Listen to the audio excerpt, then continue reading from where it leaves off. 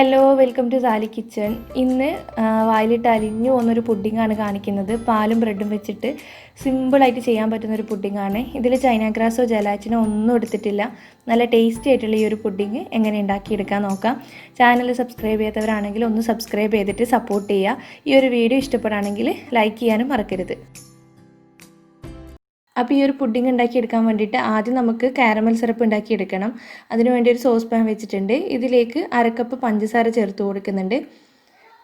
1 table സ്പൂണോളം വെള്ളം കൂടി ചേർത്തിട്ട് ലോ ഫ്ലെയിമിൽ വെച്ചിട്ട് നമുക്കിത് മെൽറ്റ് ചെയ്തെടുക്കാം. ലോ ഫ്ലെയിമിൽ വെക്കുക. തീ കൂടിപ്പോയാൽ പെട്ടെന്ന് അത് കരിഞ്ഞു പോകും. അപ്പോൾ ലൈറ്റ് ആയിട്ടുള്ള ഈ ഒരു കളറായി കിട്ടണം. പഞ്ചസാര ഫുള്ളായിട്ട് കട്ട കെട്ടാതെ മെൽറ്റായിട്ടുണ്ടാവണം. ഇതുപോലൊരു ഹണിയുടെ ആ ഒരു കളറായി കിട്ടിയാൽ മതി. ഇനിയിപ്പോൾ ഇത് നന്നായിട്ട് ചൂടാക്കാൻ വെച്ച് കഴിഞ്ഞാൽ ഇത് കരിഞ്ഞു പോയേ ചെയ്യാം. അപ്പോൾ ഈ ഒരു പരുവത്തിൽ നമുക്ക് ഫ്ലെയിം ഓഫ് ചെയ്തിട്ട് സെറ്റ് ചെയ്യുന്ന മോൾഡിലേക്ക് ഒഴിച്ചു കൊടുക്കാം. ഈ ഒരു പുഡിങ് നമ്മൾ സ്റ്റീം ചെയ്തിട്ടാണ് സെറ്റ് ചെയ്തെടുക്കുന്നത്. അപ്പോൾ സ്റ്റീമറിൽ വെക്കാൻ പറ്റുന്ന സേഫ് ആയിട്ടുള്ള പാത്രം എടുക്കുക. ഞാൻ ഇതുപോലത്തെ ഒരു സ്റ്റീലിൻ്റെ പ്ലേറ്റാണ് എടുത്തിട്ടുള്ളത്. നിങ്ങൾക്ക് സ്റ്റീലിൻ്റെ ബൗളോ അല്ലെങ്കിൽ സേഫ് ആയിട്ടുള്ള ഗ്ലാസ് ബൗളോ എന്ത് വേണമെങ്കിലും എടുക്കാം. അപ്പോൾ ഇതിൻ്റെ താഴ്ഭാഗത്തേക്ക് ഇതുപോലെ ഒഴിച്ചു കൊടുക്കുക. കാരമൽ സിറപ്പ് ഫ്ലെയിം ഓഫ് ചെയ്തതിന് ശേഷം ആ പാത്രത്തിൽ തന്നെ വെക്കരുത്. പെട്ടെന്ന് തന്നെ സെറ്റ് ചെയ്യാൻ പോകുന്ന മോൾഡിലേക്ക് മാറ്റണം. അതിൽ കിടന്ന് ഉറച്ചു പോകും. എന്നിട്ട് ഇതുപോലെ ഒന്ന് ചുറ്റിച്ചിട്ട് താഴ്ഭാഗത്ത് എല്ലാ ഭാഗത്തേക്കും ആക്കി കൊടുക്കുക. അപ്പോൾ ഇത് സെറ്റ് ചെയ്യാൻ വേണ്ടിയിട്ട് ഒരു ഭാഗത്തേക്ക് മാറ്റി വെക്കുക. ഫ്രിഡ്ജിലൊന്നും വെക്കേണ്ട, പുറത്ത് തന്നെ വെച്ചാൽ മതി. പെട്ടെന്ന് സെറ്റായി കിട്ടും. അപ്പോൾ ഈ ഒരു സമയത്ത് നമുക്ക് പാലും ബ്രെഡും വെച്ചിട്ടുള്ള കൂട്ടുണ്ടാക്കിയെടുക്കാം. അപ്പോൾ അതിന് വേണ്ടിയിട്ട് ഞാനൊരു 3 ബ്രെഡ് അരിഭാഗമൊക്കെ കളഞ്ഞിട്ട് മിക്സിയുടെ ജാറിലേക്ക് മാറ്റിയിട്ടുണ്ട്, ഒന്ന് പൊടിച്ചെടുക്കാൻ വേണ്ടിയിട്ട്. ഇത് പൊടിച്ചെടുത്തിട്ടുണ്ട്. ഇതിലേക്കൊരു 3/4 കപ്പോളം പാല് ചേർത്ത് കൊടുക്കുന്നുണ്ട്. ഒരു മുട്ട പൊട്ടിച്ചൊഴിക്കാം. പിന്നെ നമുക്ക് മധുരത്തിന് വേണ്ടിയിട്ടുള്ള കണ്ടൻസ്ഡ് മിൽക്കാണ് ചേർക്കുന്നത്. വലിയ ടിന്നാണെങ്കിൽ 1/2 ടിൻ ചേർത്ത് കൊടുത്താൽ മതി.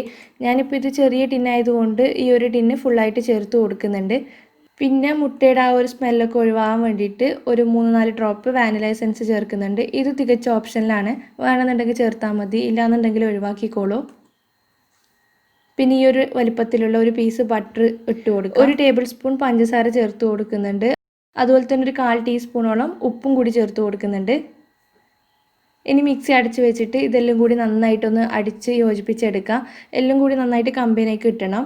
അപ്പോൾ ഇത് നമ്മൾ നേരത്തെ മാറ്റി വെച്ച ഒരു സ്റ്റീലിൻ്റെ പ്ലേറ്റിലേക്ക് തന്നെയാണ് മാറ്റുന്നത്.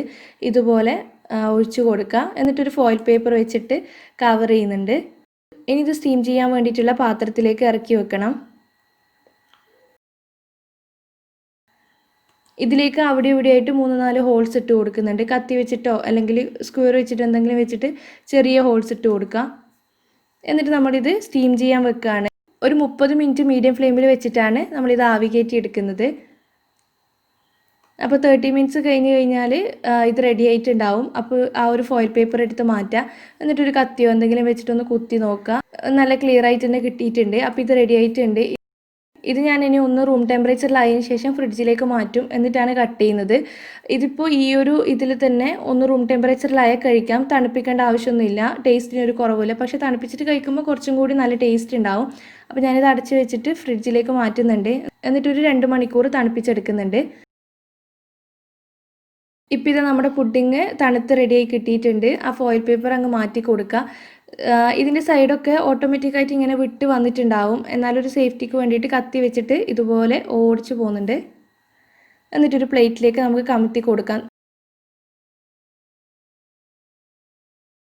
കണ്ടില്ലേ, നല്ല പെർഫെക്റ്റ് ആയിട്ട് കിട്ടിയിട്ടുണ്ട് നമ്മുടെ പുഡിങ്. നമുക്കിനി ഇത് കട്ട് ചെയ്ത് കഴിഞ്ഞാൽ ഇതുപോലെ ഉണ്ടാവും. വായിലിട്ട് അലിഞ്ഞു പോകും. അത്രയും സോഫ്റ്റാണ്, നല്ല ടേസ്റ്റുമാണ്.